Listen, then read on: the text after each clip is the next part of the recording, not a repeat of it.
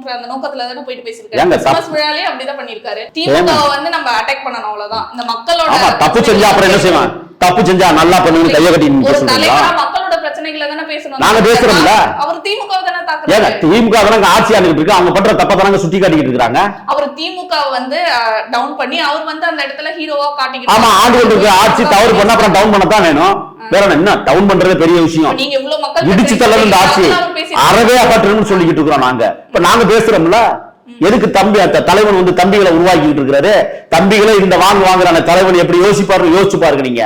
அவர் வந்து எல்லாருமே இப்ப தொண்டர்களுக்கு சொல்றீங்க லட்சக்கணக்கான பேர் இருக்காங்க. தலைவர் அதை பேசினாதானே அவங்களுக்கு ஒரு புரிதல் வரும். ஓகே, இந்த பிரச்சனை எல்லாம் தமிழ்நாட்டுல இருக்கா, அப்ப நம்ம இதெல்லாம் தெரிஞ்சுக்கிட்டு நடக்கணும், அந்த அறிவு வரும். நாங்க பேசுறது லட்சக்கணக்கான பேர் பார்த்துக்கிட்டு இருக்காங்க. உங்களுக்கு பொறாம இருந்தா வீட்டுல இருங்க. இந்த ஆட்சி கேடுகட்ட ஆட்சிங்கிறத நீங்க என்ன படிச்சு தெரிஞ்சுக்கல. ஏதோ ஒரு நாள் சோத்துக்குள்ள உட்காந்து என்னை கேள்வி கேட்டுக்கிட்டு இருக்கீங்க. நான் வெளியில நடமாடுகிறவன், ஏழைகளிடம் பழகுகிறவன், கிராமங்களுக்கு செல்லுகிறவன், எங்களுக்கு தெரியும்.